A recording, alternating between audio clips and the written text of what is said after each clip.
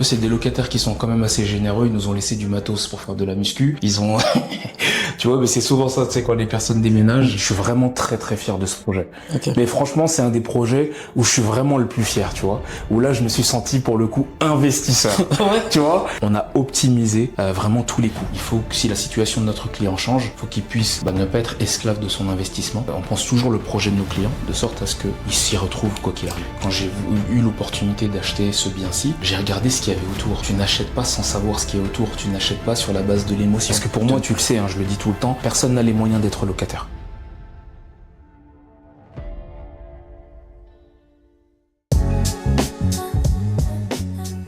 Du coup, on se retrouve devant ton bien. Ouais, carrément. Ok. Bon, on va faire la première visite. Bon, là, c'était pas prévu, mais là, il y a des artisans qui sont en train de travailler. Ok. On est en train justement, tu vois, de refaire la toiture. Ok. C'est un bien que je mets en vente. Donc du coup, il fallait que tout soit nickel pour le nouvel acquéreur. Donc là, on est venu voir. Je vais te montrer concrètement comment c'est. L'avant-après, ça va être l'occasion de le faire également. Ok. Et pourquoi pas créer du contenu pour montrer l'avant-après, tout ça, te montrer en détail comment ça s'est passé. Vas-y, let's go. Allez, let's go. Vas-y, je te suis. Bon, t'es prêt? Let's go. Alors, faut savoir que tu vois, il y avait des locataires. Donc, faut pas tenir compte de l'état actuel. Donc, je vais te présenter la configuration. C'est un bien que j'aime bien appeler un bien hybride parce qu'il a été fait de sorte à ce que dans n'importe quelle configuration, je puisse être rentable en fait. Rentrer, tu peux rentrer. Du coup, on arrive dans quelle période? Ouais, donc là on arrive dans une pièce qui est intéressante. Donc là, ouais, t'es dans la cuisine du logement. Donc c'était pas du tout comme ça. Donc on a fait une vraie rénovation, tu vois, complète de la cuisine. On mettra des photos justement de comment c'était. Si t'as des questions, t'hésites pas. Donc la cuisine, voilà, on a fait des travaux partout, de sorte à ce que ça soit vraiment, que ça soit accueillant, tu vois, que voilà, les personnes se sentent bien. Sachant que la cuisine, bah, c'est une des pièces que les gens regardent le plus lorsqu'ils sélectionnent un logement. Donc on se devait de faire quelque chose de correct. Donc on a mis une belle cuisine ici. Tu vois, la faïence que je mets souvent sur les différents logements. Et c'est cette faïence-là que j'ai utilisée sur plusieurs logements du coup. Ouais. Mais comme tu aimes bien le dire, la cuisine, c'est une des pièces importantes. Ah, c'est une pièce super importante. Ok, du coup, C'est une pièce vraiment très importante. C'est pour ça qu'on a mis en place les choses de sorte à ce que tu vois, les personnes se sentent vraiment bien, tu vois, dans le logement. C'est quoi les coûts? Comment t'as Bon, en termes de logement, sache qu'on on a vraiment tout cassé. On a vraiment retiré tout ce qu'il y avait avant ici. En tout, la cuisine, elle m'a coûté en tout et pour tout. Donc, ça soit au niveau du carrelage, faïence, la cuisine en elle-même, tout ça, j'en ai eu à peu près pour 8 000 euros. Tu vois, l'électroménager, tout ça, j'en ai eu à peu près pour 8 000 euros. Ouais. Donc, j'en suis vraiment fier, parce que du coup, le rendu est sympa. Ouais. Tu vois, le rendu est très très sympa. Donc pour t'expliquer la petite histoire, ce logement à la base, je l'avais conçu de sorte à pouvoir faire une colocation de 5 personnes. Tu vois, après je l'ai loué également pour une famille entière. Donc la famille connaissait le prix des 5 chambres et a préféré prendre le prix pour les 5 chambres. Donc pour moi c'était rentable, tu vois. Ok. Donc très intéressant. À la base, pour t'expliquer, ici, là il y avait la cuisine, donc c'est toujours une cuisine aujourd'hui, et ici il y avait un salon. Donc tu vois ça, on l'a fait nous-mêmes, tu vois. On a créé, en fait, l'objectif c'était de partir sur une colocation de 5 chambres. Comme tu le sais, on est à côté d'une école, donc c'est super intéressant. C'est pour ça que je me suis dit, étant donné qu'il y a de beaux volumes, je me suis dit, autant en faire une chambre, quoi. Autant en faire une chambre directement, et en fait, en faisant une chambre, ça va me permettre d'avoir un loyer supplémentaire, tu vois. Il y avait déjà 4 chambres en haut, et je me suis dit, fallait en créer tout simplement une 5e et augmenter la rentabilité du projet. Ok. Tu vois, et c'est ce type de projet-là qu'on met en place également avec nos clients. Tu vois, quand ils font on fait essentiellement de la résidence principale. Mais tu vois, étant donné qu'on part sur des projets hybrides et que quoi qu'il arrive, il faut que si la situation de notre client change, il faut qu'il puisse ne pas être esclave de son investissement. On pense toujours le projet de nos clients, de sorte à ce qu'ils s'y retrouvent quoi qu'il arrive. Donc, tu vois, ici c'était sympa parce que je sais pas si tu vois, mais ici il y avait la cheminée avant. Il y avait la cheminée et on a cassé la cheminée, on a vraiment tout cassé de sorte à pouvoir créer un espace vraiment comme ça. Bon là c'était pas comme ça puisque du coup il y avait des locataires, tu vois, donc il y avait une disposition qui faisait à la fois chambre-salon, tu vois, pour que les personnes se sentent vraiment à l'aise. Et du coup, là, de base, c'était pas une pièce. Là, c'était que but locatif ici, du coup. Ouais, ici, mais en fait, je l'ai pensé, c'était un bien que j'avais acheté pour du locatif à la base, c'était une résidence principale, mais je l'avais pensé pour du locatif. Forcément, je me suis dit, on va optimiser l'espace. Tu vois, étant donné qu'il y a de très beaux volumes ici, je me suis dit on va optimiser l'espace, d'où le fait qu'on a fait une cloison dans le but justement de pouvoir accueillir une 5e personne dans cette chambre-là, pour optimiser la rentabilité. Du coup, au total, il y a combien de pièces? Je vais te montrer tout ça. Sois pas impatient, sois pas impatient. Mais ouais, c'est un projet dont j'étais vraiment content. Donc tu vois, ils nous ont laissé des choses, les locataires, donc ça va être béné. Donc ici, on arrive dans la première salle d'eau. Tu vois, une salle d'eau qui est PMR. Donc voilà, ça permet, tu vois, quand il y a du monde, il faut au moins avoir 2 salles d'eau, tu vois. C'est super important, donc très important. Donc tu vois, celle-ci, on n'a pas fait de travaux, hein. Tu vois, c'était déjà fonctionnel. On a fait, tu vois, un gros coup de nettoyage, mais on n'a pas fait de travaux, tu vois. On monte à l'étage ? Parfait. Donc du coup, comme je te disais, ce projet-là, il avait été conçu vraiment pour accueillir des étudiants. Donc ici, tu vois, on a mis une sorte de garde-corps pour être sûr que, tu vois, s'il y a des festivités, personne ne se jette... On sait jamais, tu vois, quand il y a des jeunes, personne ne se jette dans les escaliers. Donc on avait prévu ça, du coup. Et voilà, après on a fait des rénovations complètes également ici. Tu as vu, c'est le même carrelage, carrelage faïence. Et du coup, dans cet étage aussi, il y a une autre salle de bain. Ouais, il y a une deuxième salle de bain. Alors ici, pour te raconter, ici il y avait une baignoire. Je vais te montrer, on va mettre les images. Ici, là où tu poses tes pieds, là actuellement, là, et à ce niveau-ci, il y avait une baignoire. Donc en fait, on a sauté la baignoire, tout simplement pour pouvoir justement mettre une douche, la douche que tu vois ici. Donc là, ça fait une toilette, une douche en bas et une toilette, une douche ici. C'est ça, tout à fait. Quand tu accueilles 5 personnes, il faut s'assurer que tout le monde puisse se soulager, quoi. Tu vois. Sinon, c'est compliqué, hein. Ici, tu vois, c'était une autre chambre, tu vois. Donc ici, on était sur la deuxième chambre, du coup, donc qui permettait d'accueillir un autre étudiant. Tu vois, c'était vraiment cette disposition. Tu vois, tout le monde avait sa télé, tout le monde pouvait, tu vois, s'installer de la bonne façon. Bon, là, tu vois, ils ont laissé un peu de bazar. C'est souvent ça, tu sais, quand on a des locataires. Alors, un locataire, il prendra pas forcément soin du bien comme si c'était le sien. Et c'est comme ça.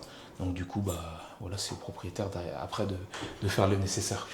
Tu vois, toujours des beaux volumes qui permettent vraiment de se sentir à l'aise. Je sais pas ce que tu en penses toi de ton côté. Ouais, c'est très bon. Enfin, c'est un appartement très grand pour un étudiant, on va dire.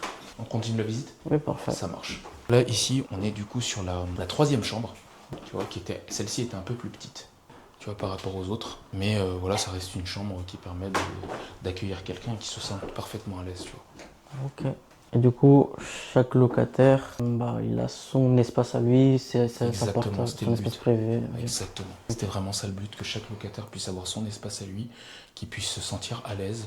Tu vois, souvent ils viennent pour étudier. Et je voulais quelque chose, tu vois, d'assez sympa, tu vois. Vraiment où il arrive, même tu sais, les parents ils font la visite, qui se sentent à l'aise de mettre leur enfant dans cet endroit. Parce qu'en fait, tu vois, quand tu veux faire une colocation, tu sais, souvent les jeunes ils sont emballés par ce genre de choses. En fait, dans le cadre d'une colocation, tu séduis aussi les parents. Tu vois, un parent, quand il met son enfant quelque part, il veut s'assurer que son enfant il soit dans un endroit, dans un cadre où il est bien. Donc ici, tu vois, on est déjà proche d'une école, donc c'est quelque chose de très intéressant. Mais tu vois, il faut que voilà, les meubles soient de qualité. Donc moi, je me suis pas embêté, je suis allé chez Ikea, tu vois. Donc pour acheter tous les meubles, voilà, qu'il ait un espace convenable, tu vois, comme ici, quoi. Et du coup, c'était une volonté première de faire les étudiants ou... Ouais, ici, c'était vraiment une volonté première. C'est un truc que tu recommandes? Ouais, bah je recommande. En fait, tout dépendra de la stratégie que tu mets en place. Okay. Tu vois, en fait, il faut penser ton projet en fonction de ce qu'il y a dans ton environnement. C'est-à-dire que, tu vois, ici, quand j'ai eu l'opportunité d'acheter ce bien-ci, j'ai regardé ce qu'il y avait autour. Tu n'achètes pas sans savoir ce qu'il y a autour. Tu n'achètes pas sur la base de l'émotion. Tu te bases sur des données pour pouvoir acheter quelque chose.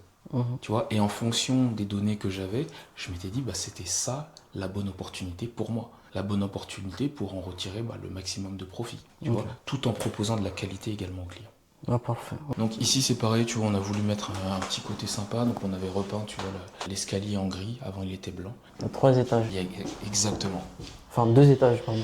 Ouais, le dernier étage, du coup il y a 2 chambres encore supplémentaires. Let's go. Vas-y, go. Ouais, par laquelle on commence? Tu me laisses nous guider. On commence par celle-ci.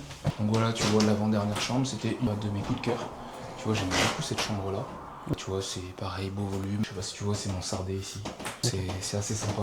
T'as une vue également sur l'extérieur, tu vois, qui est assez sympa. Tu vois, donc ça c'est lumineux. Et généralement, un étudiant ou généralement une personne qui vient pour avoir un appartement comme ça se loue combien par mois?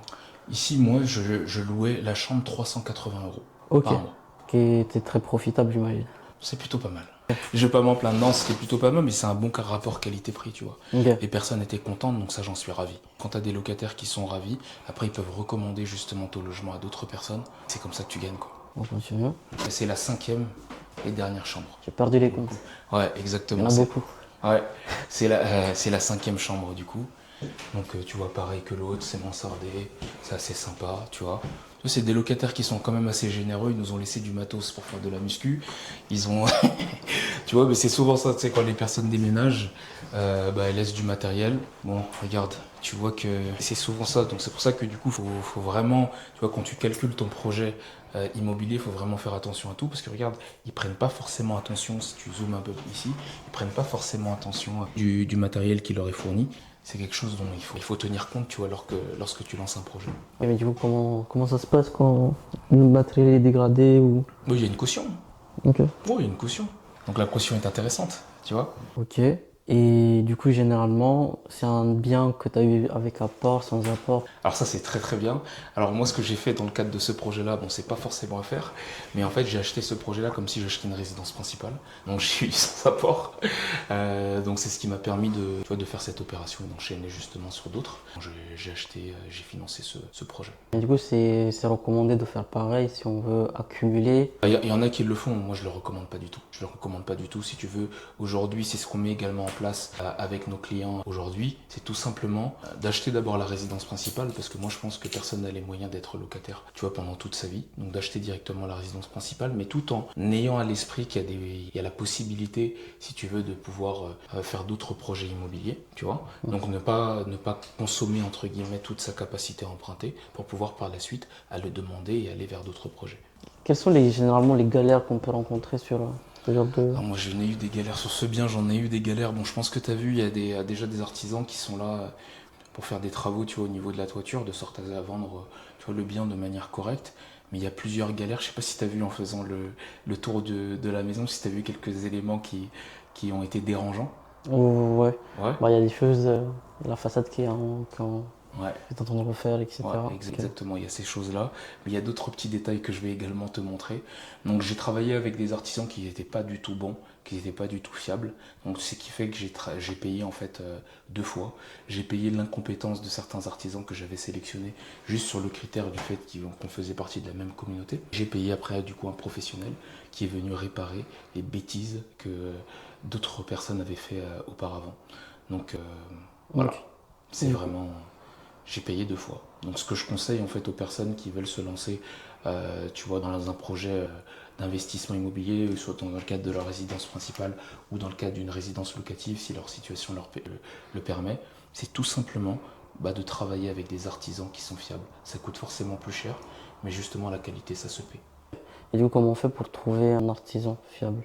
Comment on fait Il y a des critères de sélection ou... Ouais, en fait, tout simplement, il y a plusieurs sites qui te permettent de la mise en relation avec un artisan. Mais en fait, il faut auditer également l'artisan, lui poser des questions sur ce qu'il a déjà fait par le passé, qu'il te montre en fait concrètement des chantiers qu'il a réalisés. Pourquoi pas appeler ses clients pour s'assurer de la fiabilité justement des avis qui te sont transmis, de sorte à ce que toi, de ton côté, tu sois rassuré que là où tu poses ton argent, tu en auras justement pour ton argent. Ok, parfait. Attends 2 secondes avant de continuer la vidéo. Si tu es en train de regarder ce genre de contenu, c'est que quelque part tu te poses cette question. Est-ce que je pourrais devenir propriétaire un jour? Moi, c'est Obed, je suis un ancien banquier et aujourd'hui j'aide les salariés en CDI et des fonctionnaires à acheter leur résidence principale. Souvent sans apport, même quand les banques leur ont déjà dit non par le passé. Avec ma première clé, mon accompagnement, on t'accompagne pas à pas. Dans la recherche de biens, dans ton dossier de financement, la négociation, jusqu'à la signature de ton bien. Si ça te parle, fais ces 2 choses-là maintenant. Suis-moi sur mon compte Instagram, abonne-toi à ma chaîne YouTube et prends rendez-vous avec nous. On regarde ton projet ensemble gratuitement et on voit ce qu'il est possible de faire. C'est peut-être la vidéo qui changera tout pour toi. Ne laisse pas filer cette opportunité. Tu trouveras tous les liens dans la description de cette vidéo. Allez, c'est tout pour moi. Je te laisse continuer la vidéo. Là, on se retrouve sur un autre appartement. Carrément, Let's go. carrément, écoute, let's go, je vais te présenter ça. Bon, ça c'est un appartement qui est particulier, qui est vraiment particulier puisque c'était un sous-sol. Et moi du coup la copropriété acceptait qu'on le transforme du coup en appartement. Ok. Donc du coup, je me suis dit que ça pouvait être très intéressant étant donné que le prix était vraiment attractif. Et puis, collaborant bien du coup avec mon artisan, je savais qu'il pouvait me faire quelque chose de sympa. Ok. Donc je vais te présenter ça, je vais te montrer l'avant, comment c'était. Tu vas voir que c'était pas du tout attirant, mais surtout je vais te montrer comment c'est maintenant. Et on va parler chiffres. Ok. Ah, c'est vraiment genre Ouais. au sous-sol du coup. Ouais, c'est vraiment, pour le coup, tu vas voir, c'est vraiment au sous-sol, mais on en a fait quelque chose de pépite. C'est un logement qui est exploité en Airbnb. Donc comme tu peux le voir ici, tu peux montrer également à la caméra. Comme tu peux le voir ici, on a mis une boîte à clés, ce qui permet aux personnes d'arriver en toute autonomie, tu vois, et d'arriver facilement dans le logement. Donc, je vais te montrer ce que ça donne. Vas-y. Let's go. Donc voilà le logement. Oh, Voilà, c'est un studio. Ok. Et tu l'as vu comment du coup? Comment t'es... Bah écoute, il y avait une annonce sur Le Bon Coin. Ok. Et donc du coup, moi je suis quelqu'un qui aime bien les défis. Et donc voilà, après on mettra quelques images, on va les incruster du coup sur la vidéo, mais en gros, il faut se dire qu'ici il n'y avait rien du tout. Ok. Et nous en fait on a tout créé, on a créé les espaces, on a créé la pièce, la salle de bain ici, on a créé la cuisine. Je suis vraiment très très fier de ce projet. Ok. Mais franchement, c'est un des projets où je suis vraiment le plus fier, tu vois. Où là, je me suis senti pour le coup investisseur. Ouais. Tu vois, je me suis senti investisseur parce que ça partait d'une idée, tu vois. J'ai senti que j'avais vraiment maintenant un œil d'investisseur, que j'avais compris un peu qu'on pouvait faire avec des espaces. Mon esprit aussi créatif, j'ai pu le développer dans ce projet. Donc je suis vraiment très très très content. Surtout que on a optimisé vraiment tous les coûts. Ah ouais. On a vraiment optimisé ça. Avant même de parler de coûts, Ouais. la question que j'ai c'est d'où c'était venu l'idée de... C'est un sous-sol quoi. Ouais, c'est un sous-sol. Mais en fait, du coup, tu sais, moi, je m'intéresse vraiment à l'immobilier. Et en fait, déjà dans mon parcours de banquier, j'avais déjà côtoyé, tu vois, des personnes qui avaient fait de super belles rénovations. J'ai la chance également dans ma famille d'avoir 2 oncles, tu vois, qui sont artisans. Donc j'avais pu voir également, tu vois, ce qu'ils faisaient, ce qu'ils avaient rénové, etc. Et je savais que ça, c'était quelque chose que je ne pouvais pas rater. Mhm. Et quand j'ai vu cette opportunité-là, quand j'ai vu le prix, je me suis dit, il faut que j'y aille. Ok. Il faut que j'y aille. Ok. Et donc du coup, j'ai fini par le faire et le résultat est là. Ok. Et du coup, genre ça c'est un appartement que tu faisais à plein temps, t'étais déjà... Alors, C'était... du Non. coup, c'est simple, au niveau de cet appartement-là, il était exclusivement pour de la courte durée. Tu Ok. vois. C'était vraiment pour de la courte durée. Tu l'as vu par toi-même quand on est arrivé ici, on n'est pas très loin de la gare, Ok. tu vois, de la ville. Donc ce qui fait que du coup, c'est un argument qu'on peut mettre du coup sur Airbnb, Booking, Agoda ou autre. On dit qu'on est près de la gare. Donc ce qui est bien, c'est que les personnes savent déjà à peu près la zone dans laquelle on est. Donc c'est très très bon pour les voyageurs. Et donc du coup, voilà, ça facilite également le fait que les gens viennent. Donc ça, c'est super intéressant. Donc j'y étais dans ce logement quelques temps, Ok. puisque je gérais également d'autres travaux dans d'autres biens. Ok. Et mais celui-ci, voilà, ça a été un coup de cœur parce que Ok. je suis content d'être parti, tu vois. Il y avait rien. Faut te dire qu'ici, c'était pas du tout comme ça. Ok. Et du coup, avec les artisans, ils ont structuré quelque chose de magnifique. Ok. Et donc vraiment, je suis vraiment très fier de ça parce que, tu vois, la cuisine, elle est fonctionnelle, tu vois. Je sais pas comment toi tu te sens dans ce logement déjà. Oui, oui. Oui, mais c'est vraiment bien. Ouais. Pour le coup, et du coup, c'est un appart plutôt destiné aux étudiants aussi ou... Pour de la location longue durée, Mhm. tu vois, oui, un étudiant peut tout à fait habiter ici. Ok. Et c'est vrai qu'en courte durée, c'est bien. Ok. On Ok. fait un peu plus de cash, tu vois. Ok, l'objectif c'est vraiment plus-value ici. En fait, l'objectif ici, c'est de générer du cash flow, tu vois, un cash flow positif. Et puis voilà, on est largement, tu vois, on est largement rentable sur ce type de bien. Ok. Et du coup, c'est quoi les autres pièces? Écoute, je vais te présenter ça, les autres pièces. En fait, c'est simple, hein. Donc tout se fait ici. La pièce de vie, c'est vraiment ici, étant donné que c'est un T1. La pièce dont je suis vraiment très fier, tu vas pouvoir venir. Déjà, une des choses que je suis très content, ce que j'avais demandé, tu vois, à l'artisan, c'était juste de me faire un pan de mur du coup en verre. Donc tu peux le voir, c'est ce qu'il a fait ici. Mais comme c'est un artisan avec lequel, en plus de ça, je coopère bien. Merci Thierry pour ton travail. Si tu regardes la vidéo, eh bien du coup, ce qu'il a fait, c'est qu'il a également peint ici en verre. Donc je suis très très très content. Et du coup, je vais te montrer la pièce, la salle de bain. Donc également, donc je suis très très fier. Donc tu peux la voir ici. Bon, faites pas attention parce qu'on l'a utilisé un peu tout à l'heure. Voilà, tu vois, on a fait quelque chose de carré pour que les gens se sentent vraiment à l'aise dans le logement, tu vois. Ok. Toi, tu fais plutôt de la résidence principale du coup. Ouais, aujourd'hui, j'aide beaucoup mes clients, tu vois, à devenir propriétaires de leur résidence principale. Ça, c'est le type de projet qu'on met en place pour eux une fois qu'ils sont propriétaires de la résidence principale. Parce que pour moi, tu le sais, hein, je le dis tout le temps, personne n'a les moyens d'être locataire. Donc du coup, il faut à un moment donné quitter cette spirale où on paye des loyers à quelqu'un et plutôt devenir propriétaire de son chez-soi. Et après, une fois qu'on a bien acheté sa résidence principale, on va sur ce genre de produit qui permet justement de commencer à développer, tu vois, le patrimoine. Généralement, on cherche quoi? C'est quoi les autres questions typiquement qu'on peut te poser? Les personnes se demandent souvent déjà si elles sont en mesure d'emprunter. Il faut savoir que si vous êtes en CDI hors période d'essai et que vous êtes fonctionnaire depuis plus de 6 mois, fonctionnaire titulaire tout simplement, que vous avez au moins 4 000 € d'épargne, hein, ça c'est le minimum qu'il faut avoir aujourd'hui, et que vous avez un projet sérieux de résidence principale, sachez qu'il y a beaucoup de banques qui vont vous financer. Et aujourd'hui, nous, notre partenaire, c'est ça l'avantage et une des raisons pour lesquelles les gens viennent travailler avec moi et avec mes équipes, tout simplement que nous, aujourd'hui, on peut aller chercher également du sans-apport sur de la résidence principale. Donc ça permet rapidement, tu vois, de devenir propriétaire de la résidence principale et après partir sur ce type de projets qui sont hyper rentables, quoi. Et ce genre de projet, c'est finançable 100% sans apport du coup? Alors, du coup, ce qui est bien déjà quand tu deviens propriétaire de ta résidence principale, c'est que déjà, tu es chez toi. Tu vois, tu rembourses quelque chose qui est chez toi, donc ça c'est super. Mais nous, la stratégie qu'on utilise aujourd'hui avec les clients, c'est, tu vois, la banque, elle te permet de t'endetter à hauteur de 35% d'endettement. Nous, on va pas aller chercher 35. Pourquoi? Parce que du coup, si la personne va chercher sa capacité maximale d'endettement, elle peut plus faire un autre projet. Nous, ce qu'on veut, c'est étant donné que certaines banques nous permettent de faire du sans-apport, nous, ce qu'on va faire, c'est qu'on va utiliser ça, mais on va s'arrêter à un pourcentage bien précis que je dis aux membres justement de mon accompagnement. Et après, avec le reste, on va l'utiliser comme tremplin pour aller vers ce type de projets qui sont qui sont rentables et qui permettent de dégager un peu de cash, quoi. Et celui-ci, tu t'es déjà séparé de lui ou? Tout à fait, tout à fait. Celui-ci, je m'en suis séparé. On est dans le renouvellement aujourd'hui. On est dans le renouvellement de patrimoine. Mais voilà, ouais, celui-ci maintenant, c'est un de mes clients, du coup, une personne qui aujourd'hui bénéficie. Et du coup là, lui son but aussi, c'est de faire du cash. C'est de faire du cash, ouais.